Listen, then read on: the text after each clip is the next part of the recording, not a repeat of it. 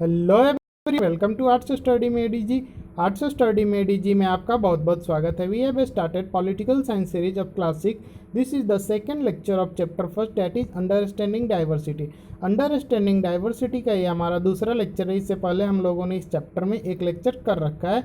अगर आपने पिछला लेक्चर को नहीं देखा है तो डिस्क्रिप्शन में आपको प्लेलिस्ट का लिंक मिल जाएगा, वहाँ से आप पिछले लेक्चर को एक्सेस कर सकते हैं। अगर आप हमारे लेक्चर्स की पीडीएफ चाहते हैं तो भी डिस्क्रिप्शन में आपको टेलीग्राम चैनल का लिंक मिल सकता है, आप वहाँ टेलीग्राम चैनल को ज्वाइन कर लीजिए, वहाँ पे आप सारे पीडीएफ्स को पा सकते हैं। तो पिछले लेक्चर में हम लोगों ने डाइवर्सिटी को समझने का कोशिश किया था कि आखिर डाइवर्सिटी है क्या, लेकिन इस पूरे चैप्टर में ही हम लोगों को डाइवर्सिटी को ही समझना है, क्योंकि डाइवर्सिटी को समझना इतना आसान नहीं है क्लास 6 के बच्चों के लिए। तो आज हम लोग एक स्टोरी के माध्यम से, दो बच्चों के स्टोरी के माध्यम से डाइवर्सिटी को समझने का कोशिश करेंगे। तो देखते हैं, ये जो स्टोरी है दो बच्चों पे बेस है। एक जो है न्यूज़पेपर सेलर है और दूसरा है एक अच्छे खासे फैमिली का लड़का है। दोनों का नाम समीर रहता है। अब हम लोग आगे स्टोरी को देखेंगे। तो पहले टॉपिक है हमारा मेकिंग फ्रेंड्स, यानी कि दोस्त बनाते कैसे हैं या दोस्त बनाने से रिलेटेड क्या है। तो do you think it would be easy for you to make friends with someone who are very different for you. तो क्या आपको ऐसा लगता है कि आपको ऐसे लोगों से दोस्ती करना आसान होगा जो आपसे काफ़ी अलग हैं? ठीक है, read the following story and think about it. तो इस स्टोरी को रीड कीजिए, समझिए और उसके बाद आप डिसाइड कीजिए कि क्या है क्या नहीं है। तो I had meant it at a joke. तो पहले तो मुझे ये मजाक लगता था। A joke made up for a small rag boy who sold newspaper at the Janpath crossing at the busy intersection. तो पहले हल्का सा इसको मजाकिया टाइप का लगा। एक बच्चे के बारे में मतलब एक बच्चा दूसरा बच्चे के बारे में ये बोलता है, मतलब खुद से ही, जो वह बच्चा जो मतलब एक फटा हुआ कपड़ा में न्यूज़पेपर बेचता है। कहाँ पे? जनपद क्रॉसिंग जो है वहाँ पे, काफ़ी बिजी इंटरसेक्शन है, चौराहा है, वहाँ पे वो पेपर बेचते होता है। Every time I cycled past he could run after me holding out the English paper and screaming out the evenings headline in a mixture of Hindi and English words. तो जब भी मैं साइकिल से उस चौराहे से गुजरता हूँ तो क्या होता है, वो बच्चा दौड़ते हुए मेरे तरफ आता है, क्या करके? पेपर लेकर के, और जो इवनिंग का हेडलाइन रहता है उसको पढ़ते हुए आता है हिंदी और इंग्लिश के मिक्सचर में। यानी कि उसको ना हिंदी आता है ठीक से ना इंग्लिश आता है बहुत अच्छे तरीके से, तो उसके मिक्सचर करके वो बोलते हुए आता है। पता नहीं वो क्या चाहता था। This time I stopped by the pavement and asked for the Hindi paper. तो इस बार क्या होता है, वहीं पे मैं पेवमेंट पे अपने बाईसाइकिल को रोक देता हूँ। यहाँ मैं जो है, मैं अपने लिए नहीं, जो स्टोरी लिखा है, जो स्टोरी बता रहा है उसके लिए यूज हो रहा है, ठीक है। तो मैं पेवमेंट पे रोक देता हूँ और उसको हिंदी पेपर मांगता हूँ। तो क्या होता है, हिज माउथ फेल ओपन, उसका जो है मुंह खुला का खुला रह जाता है। अब ऐसा क्यों होता है? You mean you know Hindi. वो मेरे से पूछता है कि क्या तुम हिंदी जानते हो? ही आस्ट, वह पूछता है। Of course I said as I paid for the paper. तो मैंने पेपर के लिए पैसा देते हुए उसको बोला, हाँ भाई, of course. Why, what do you think, क्यों, तुमको क्या लगता है, ये मैंने पूछा। ही पॉज्ड, वो मतलब एकदम से रुक गया। बट यू लुक सो सो अंग्रेज, वो ऐसे बोलता है, आप काफ़ी काफ़ी अंग्रेज टाइप के लगते हो। He said, you mean you can even read Hindi. आपका मतलब है आप हिंदी को पढ़ सकते हो? Of course I can, I said this time a little impatiently. यानी कि इस बार जो है मैंने काफ़ी बेसब्री से, यानी कि उसके बातों में इंटरेस्ट लेते हुए मैंने बोला कि हाँ भाई, पढ़ सकता हूँ। I can speak read and right Hindi. हाँ, मैं बोल भी सकता हूँ, मैं लिख भी सकता हूँ, मैं पढ़ भी सकता हूँ हिंदी को। Hindi is one of the subjects I study in school. Hindi उन सारे सब्जेक्ट्स में से एक सब्जेक्ट है जो मैं स्कूल में पढ़ता हूँ। सब्जेक्ट्स, सब्जेक्ट यानी कि विषय, वो मेरे से पूछता है। He asked how can he explain what a subject was to someone who had never been to school. अब उसको सब्जेक्ट जो है उसको कैसे एक्सप्लेन करता है उस बच्चे को जो आज तक कभी स्कूल ही नहीं गया हो। तो फिर वो कोशिश करता है, वेल इट इज़ समथिंग। तो मतलब जैसे ही बोलना वो शुरू करता है, आई बिगैन, यानी कि जैसे ही मैं बोलना शुरू करता हूँ, बट द लाइट्स चेंज, यानी कि ट्रैफिक का जो सिग्नल होता है वो चालू हो जाता है, यानी कि ट्रैफिक लाइट चेंज हो जाता है, ग्रीन सिग्नल आ जाता है, यानी कि लोगों को जाने के लिए सिग्नल मिल जाता है। And the honking behind me grew 100-fold and I let myself be pushed along with the rest of the traffic. और मेरे पीछे जितने भी लोग रहते हैं वो हॉर्न बजाने लगते हैं। तो मजबूरन में उसको क्या होता है, मुझे आगे जाना पड़ता है ट्रैफिक के साथ में, यानी कि वो रुक नहीं पाता है, वो ये कहना चाह रहा है। The next day he was there again, तो जब कल हो करके आता है, ठीक है, तो उस दिन भी वो फिर वहीं पे खड़ा रहता है, smiling at me and holding out A Hindi paper, तो हाथ में इस बार हिंदी पेपर लेकर के खड़ा रहता है। इंटरेस्टिंग बात देखिए, और स्माइल करते हुए रहता है पहले से। भैया ही सेड आपका अखबार, तो भैया मतलब बोलता है वो कि भैया ये रहा आपका अखबार, अब बताइए ये सब्जेक्ट क्या चीज़ है। The English word sounded strange on his टंग, तो अब जो है मुझे ऐसा फील होता है कि पहले जब वो इंग्लिश बोलता था ना तो काफ़ी स्ट्रेंज, उसके मतलब जो है काफ़ी स्ट्रेंज उसको लगता था जब इंग्लिश बोलता था ये। The English word sounded strange on his tongue, it sounds like its other meaning in English, तो उसको ऐसा लगता था जैसे कि इंग्लिश का अदर मीनिंग हो, to be ruled by someone else, जैसे वो मजबूरी में इंग्लिश बोल रहा हो। Oh it's just something to study, तो ये बताता है कि सब्जेक्ट क्या होता है कि समथिंग टू स्टडी, यानी कि पढ़ने से रिलेटेड ही कोई चीज़ होता है, वो ज़्यादा एक्सप्लेन नहीं कर पाता। आई सेड, यानी कि मैं उसको बताता हूँ। And then because the red light had come on I asked him, तो इस बार क्या होता है रेड लाइट आ जाता है, तो मैं उससे पूछता हूँ have you ever been to school, क्या तुम कभी स्कूल गए हो। Never he answered and he added proudly, तो नेवर बोलने के बाद वो काफ़ी प्राउडली फिर से अपने आप को मतलब होता है ना गर्व से बोलता है कि आई began working when I was so high, तो मैं जो है काफ़ी बचपन से ही एक तरह से बचपन से ही ये काम कर रहा हूँ। He measured himself against my cycle seat, तो यानी कि वो उसका जो साइकिल का सीट होता है ना, तो उसकी हाइट से वो अपने हाइट को मेजर करता है और एक आइडिया देता है, बताता है कि हाँ जब साइकिल होता है तो बताता है साइकिल से कंपेयर कर जब मैं इतना बड़ा था ना तब से मैं ये काम कर रहा हूँ। First my mother use to come with me but I can do it all alone, तो पहले तो मेरी माँ आया करती थी मेरे साथ इस काम में हाथ बताने, बट अब मैं इसको अकेला हैंडल कर लेता हूँ। Where is your mother now I asked, तो मैं उससे पूछता हूँ कि तुम्हारी माँ कहाँ है। But then the light change and I was off, यानी कि फिर क्या होता है पहले से ट्रैफिक लाइट रेड रहता है इसलिए वो रुक करके उससे बातें करते रहता है, लेकिन फिर ट्रैफिक सिग्नल जो है ग्रीन हो जाता है और उसको वहाँ से मजबूरन जाना पड़ता है। I heard him yell from somewhere behind me, she is in Meerut with, तो मैं जैसे आगे बढ़ता हूँ तो मुझे सुनाई देता है पीछे से वो चिल्ला करके बोल रहा होता है कि वो मेरठ में है, विथ यानी कि अब किसके साथ है वो मुझे सुनाई नहीं देता है clearly. The rest was drone out, बाकी चला जाता है। माई name is Sameer he said the next day, तो कल जैसे ही मैं उसके पास पहुँचता हूँ तो वो बोलता है कि मेरा नाम समीर है and very styli he asked, और काफ़ी शर्माते हुए, देखो एक न्यूज़पेपर वाला बच्चा है और एक अच्छे फैमिली का बच्चा है तो वो काफ़ी अच्छे से इंटरेक्ट नहीं कर पाता है, ठीक है रियलिटी यही है, तो वो भी काफ़ी शर्माते हुए पूछता है व्हाट योर्स, आपका क्या है। It was incredible my bicycle vowel, ये काफ़ी मतलब इनक्रेडिबल बात था, मेरा जो है बाइसिकल थोड़ा सा लड़खड़ाया। उसके बाद मैं बोलता हूँ my name is Sameer two, मेरा नाम भी समीर टू है, समीर टू नहीं मतलब समीर ही है।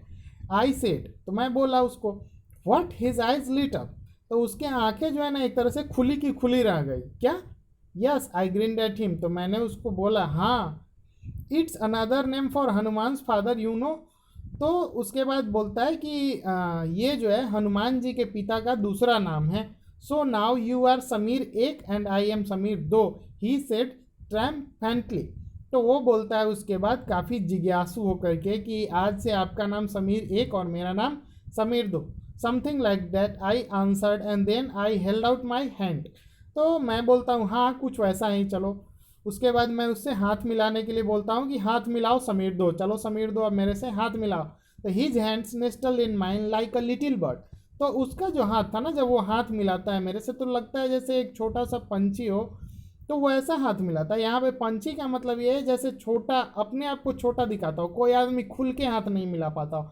आप खुद सोचो आप एक अमीर घर से हो, कोई न्यूज़पेपर वाला जब आपसे हाथ मिलाएगा तो वो पूरा हाथ नहीं मिला पाएगा क्योंकि वो अपने आप को उस लायक नहीं समझेगा।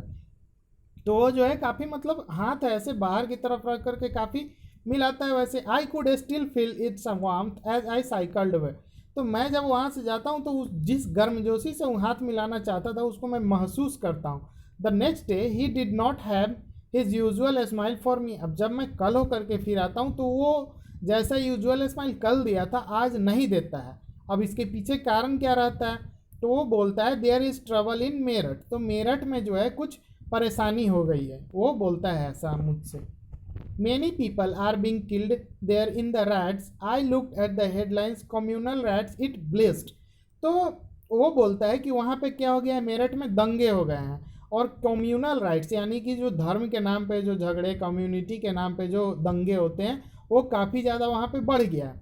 बट समीर आई बिगैन, तो मैं जैसे ही पूछना चाहता हूँ उसके, लेकिन समीर मैं अभी पूछना ही चाहता हूँ तो बोलता है आई एम ए मुस्लिम समीर, तो मैं एक मुस्लिम समीर हूँ। He said in answer, answer में वो बोलता है and all my people are in Meerut, और मेरे जितने भी लोग हैं यानी कि जो भी उससे के रिलेटिव या फैमिली मेम्बर है वो सब मेरठ में ही हैं। His eyes filled with tears and when I touch his soldier he would not look up, तो उसके पूरे आँख में क्या होता है, आंसू भर जाता है। जब मैं उसका कंधा छूता हूँ, टच करता हूँ, एक तरह से सहानुभूति देने का उसको कोशिश करता हूँ, तो जो है वो ऊपर की तरफ देखता तक नहीं है, सिर नीचे किया हुआ है। He was not at the crossing the day after, कल हो करके जब मैं जाता हूँ तो वो उस चौराहे पे भी नहीं होता है। Neither the day after nor ever again, उसके बाद से मैं जब भी वहाँ जाता हूँ कभी भी उसके बाद से वो मुझे नहीं दिखता। And no newspaper in Hindi और इंग्लिश कैन टेल मी, तो कोई भी अखबार हिंदी या इंग्लिश का मुझे नहीं बता रहा है कि मेरा दोस्त जो है वेयर माई समीर दो है गॉन, यानी कि जो मेरा दोस्त समीर दो था जिससे मैंने दोस्ती किया था वह कहाँ चला गया। अब देखिए, अब इसके बाद में हम लोग अब इससे चैप्टर से क्या क्या सीखे हैं उसको थोड़ा बहुत एनालाइज करना पड़ेगा। ठीक है, तो वाइल समीर एक is more familiar with English, Sameer एक जो है वो इंग्लिश से काफ़ी ज़्यादा फैमिलियर है। समीर दो स्पीक्स हिंदी, समीर दो क्या करता है, हिंदी बोलता है। Although they both are more at home in different languages they still communicated with each other, तो हालांकि दोनों जो है अपने घर पे दूसरे लैंग्वेजेस में कम्युनिकेट करते होंगे, यानी कि घर पे कोई और, लेकिन लैंग्वेज के बेसिस पे ऐसा नहीं था कि वे लोग दोस्ती नहीं कर पाए। आखिर कैसे ना कैसे भी करके, मानो वो इंग्लिश बोलता होगा घर पे, ये हिंदी बोलता होगा, फिर भी दोनों ने कम्युनिकेट किया। They made the effort to do so because this was what was important to them, तो दोनों ने थोड़ा बहुत मेहनत किया, एफर्ट लगाया एक दूसरे से कम्युनिकेट करने में। क्यों? क्योंकि दोनों इस चीज़ को इम्पोर्टेंट समझता था कि हाँ इससे दोस्ती करना चाहिए। समीर एक एंड समीर दो also come from different religious and cultural background, Sameer एक और समीर जो है दोनों का रिलीजन अलग है, यानी कि धर्म अलग है, दोनों का कल्चर संस्कृति अलग है। वाइल समीर एक इज़ ए हिंदू, समीर एक तो हिंदू रहता है। समीर दो इज़ ए मुस्लिम, समीर दो जो न्यूज़पेपर्स बेचता है वो मुस्लिम रहता है। Different religious and cultural background such as these are an aspect of diversity, तो ये जो कल्चर, ये जो रिलीजन, दो आदमी का अलग कल्चर अलग रिलीजन है फिर भी साथ में अगर मिल रहे हैं तो यही तो डाइवर्सिटी का पार्ट है।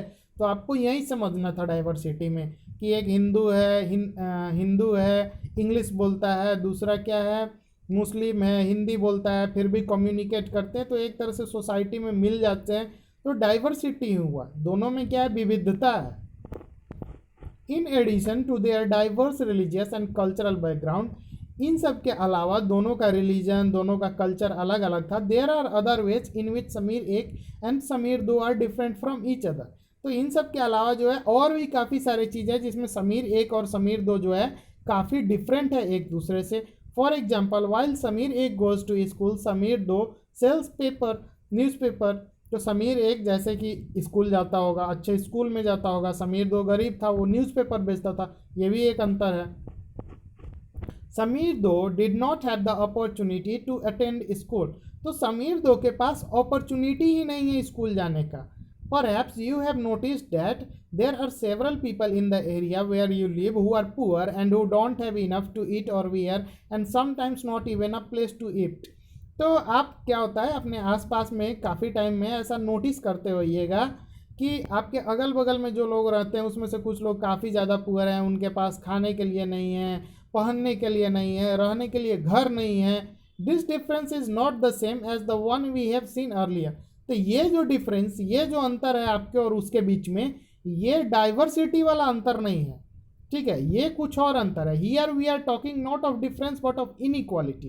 तो आपको अब ये समझने में थोड़ा सा मतलब कन्फ्यूज़न होना चाहिए, लेकिन आपको कन्फ्यूज़न होना भी नहीं चाहिए, समझ रहे हो, आपको कन्फ्यूज़ बिल्कुल भी नहीं होना है कि डाइवर्सिटी और इनइक्वालिटी क्या है। तो ये जो है कि आप अपने अगल बगल में किसी को देख रहे हो कि उसके पास खाने के लिए नहीं है, रहने के लिए नहीं है, पहनने के लिए नहीं है, आपके पास सब कुछ है, तो ये इनइक्वालिटी हो गया, ये डाइवर्सिटी नहीं हुआ। आपके अगल बगल में है अगर, तो वो भाषा भी आप ही का बोल सकता है, अगर उसके पास साधन हो, उसके पास पैसा हो, तो वो भी आपके जैसा कपड़ा पहन सकता है। तो ये डाइवर्सिटी नहीं, ये अनेकता हुआ, इनइक्वालिटी। अगर उसके पास भी आपके जितना साधन होता तो वो भी आपके जैसा हो सकता था। तो इनइक्वालिटी में और डाइवर्सिटी में अंतर है। डाइवर्सिटी हो गया कि दो लोग हैं, दोनों का लैंग्वेज अलग है, कल्चर अलग है, दोनों का कपड़ा पहनने का तरीका अलग है, हालांकि कपड़ा दोनों पहने हैं, ठीक है, तो वो डाइवर्सिटी हुआ। और दोनों के पास जबकि साधन अलग अलग हो जाए एक ही जगह पे रख के, तो वो क्या हो जाएगा, inequality. Inequality comes about when a person does not have the resources and opportunity that are available to other person। तो अनेकता कब होता है, जब दो लोगों में किसी एक के पास क्या है, उसके पास साधन नहीं है, उसके पास अपॉर्चुनिटी नहीं है, उसके पास क्या है, अपॉर्चुनिटी नहीं है, जो कि दूसरे के पास अवेलेबल है, तब जाके उसको हम क्या बोलेंगे, इनइक्वालिटी का नाम देंगे।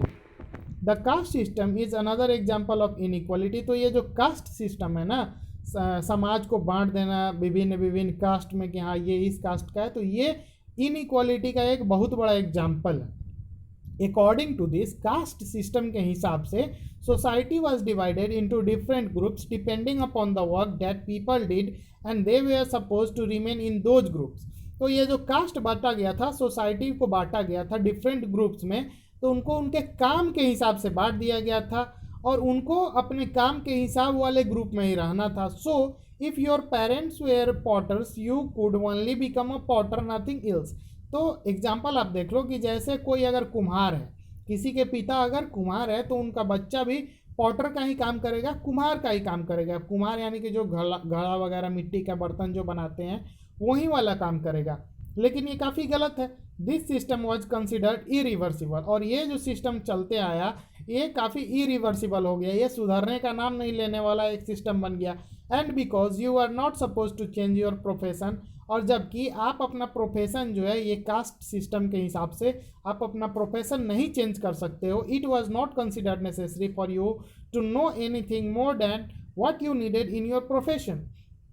तो अब ये समझा नहीं जाने लगा, जैसे कि आप कुम्हार हो तो आपको बस अब ये समझा जाने लगा, ये मतलब आपसे एक्सपेक्ट किया जाने लगा कि आपको बस कुम्हार का ही काम आना चाहिए, आपको लोहार के काम से कोई मतलब नहीं है कि लोहा का काम आप। अब जब आप सिर्फ अपना ही काम करोगे तो आपका जेनरेशन बाय जेनरेशन क्या होगा, आपके पापा भी कुम्हार का काम किए, आप भी कुम्हार का काम करो, आपके बच्चे भी, तो आप में कोई तरक्की ही नहीं होगा। जब तक आप मिट्टी का काम छोड़ करके अगर मिट्टी की जगह सोने का काम करोगे तो ज़्यादा बेनिफिट होगा।